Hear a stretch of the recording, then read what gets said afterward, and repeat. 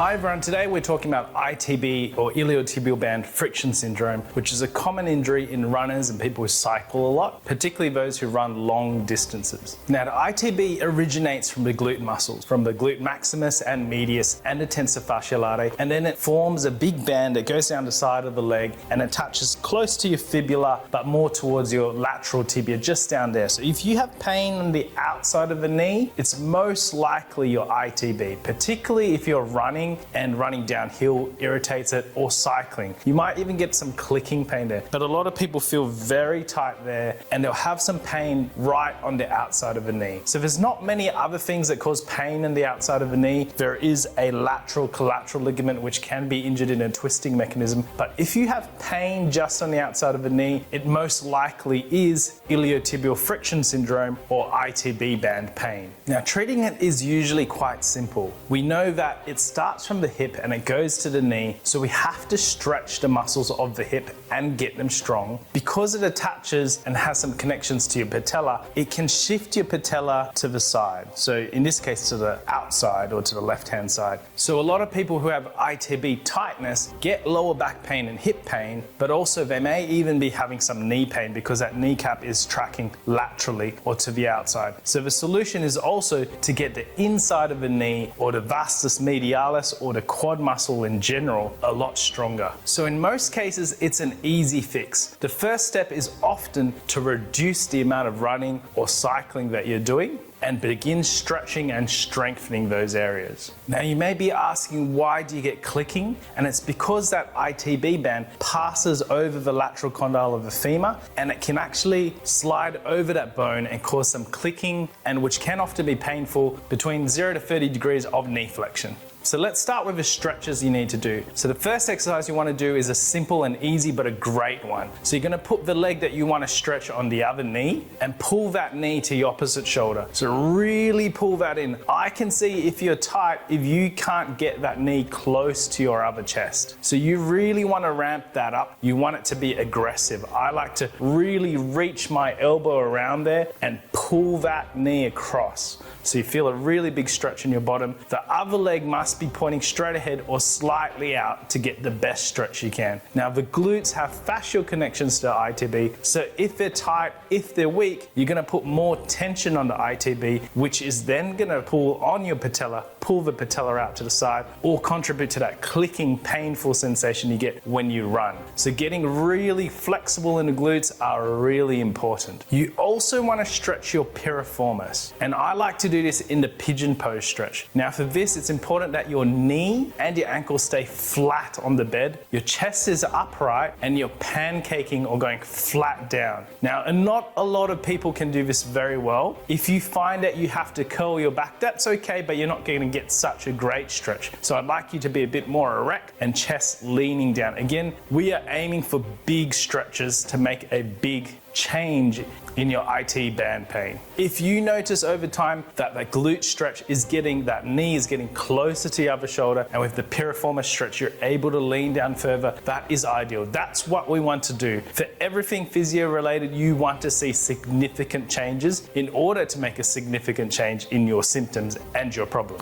The third stretch that we're going to do is the couch stretch. Now, people who run a lot are often quite tight here. This is because those muscles, your thigh muscles, your hip flexors, are working a lot. They may be strong, but they may also be tight. So try this out. See if you can get your knee all the way back to the wall. If you can't, start 20, 30 centimeters away. If you are that distance away, it does mean you're tight. If you're closer to 5 or 10 centimeters, it means you're doing pretty well. Now, we want the hip to be pressing into the bottom, the pelvis to be posteriorly rotated. Then press your hip back into your bottom and chest all the way back. You should feel a really good stretch going all the way down your thigh. Now, if you recall from the beginning, your tensor fasciae latae, which is a lateral rotator of the hip, inserts into your ITB, and so it is also a hip flexor. So if your hip flexors and your quads are tight, your ITB will also be very tight. So getting this stretch really good, making significant improvements in how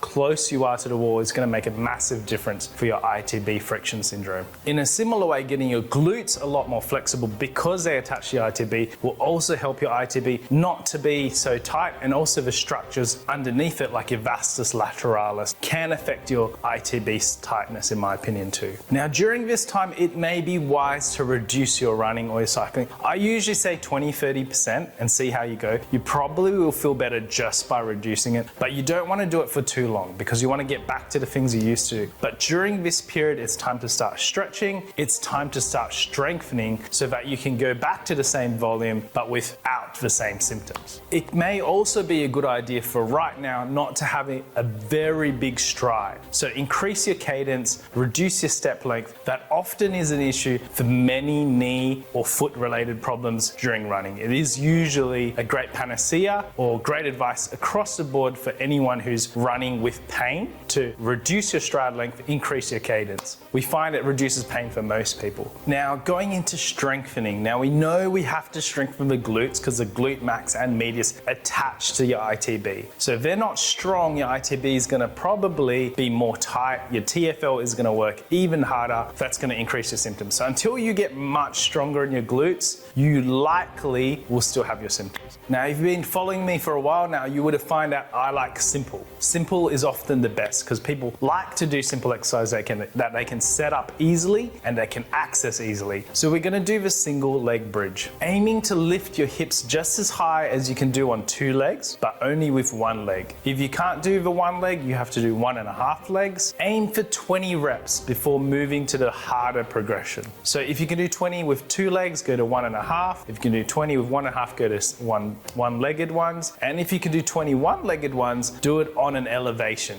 or with a weight on your lap. In a similar fashion, we're going to do side-lying hip abductions for your glutes. Put the band around your knees. If you can lift and hold at a good tempo of 2 to 3 seconds and 20 times, put it around your ankle. If that gets too easy, generally going into abduction but slight extension makes the challenge even harder. Or you can progress to fire hydrants against a wall. From there, you can even do crab walks or sideways walking, first around your knees, then your shins, and then the ankles if it gets too easy. Try to walk the length of a corridor where you stretch your legs wide and you bring your legs together, but not all the way together so that you lose the tension with your band. I usually say take it slow, don't speed it up too fast where you often lose tension when you bring the leg that's trailing back in. And light steps, so not noisy steps. If you're just stamping your feet down, you may not be doing the exercise very well. Going from a straight leg sideways walking into a more flexed position or a deeper squat is going to get your quads more involved, which could be very desirable as well. So eventually you could go lower and lower into squat, which generally makes it harder for people to do. For the fire hydrant against the wall, you want your foot against the wall, and when you look down, the knees should be together. And then we are going to lift the leg out to the side and coming back in. Now the stance leg, I want you to think of rooted to the ground. So like a tree trunk, really solid. Nothing moves in your body, including the stance leg. It's just that leg going out to the side, you're holding for a bit and you're coming back in.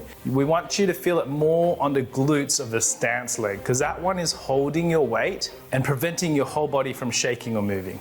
So the glutes are stabilizing this movement. You should feel a pretty terrific burn in your glutes. Often getting to that 20 number is quite impressive. And lastly, we'll finish with Bulgarians. So foot on a stool behind you, quite a big step forwards. Now I see that most people like to put one leg far in front and stand up. I'd suggest you actually use that as a way for measuring how far forwards you go, but actually add another foot's length to it. That way you're going to be able to go all the way down. It needs to go right over the toes, which is healthy and good for your knees. Pause at the bottom and come up. Now, the further your knee does go over the toe, the more quads contraction you're likely to get. And we want to strengthen your quads and improve your ankle mobility. Again, getting to that 20 number is very desirable. And for returning to more athletic endeavors, try to perfect a Bulgarian jump. So there you go, guys. Some very simple, no nonsense to fixing your IT band pain. Now, a lot of these principles will go for patellofemoral issues. So if you've had stubborn patellofemoral patellofemoral issues, it is often for a similar reason. Tight glutes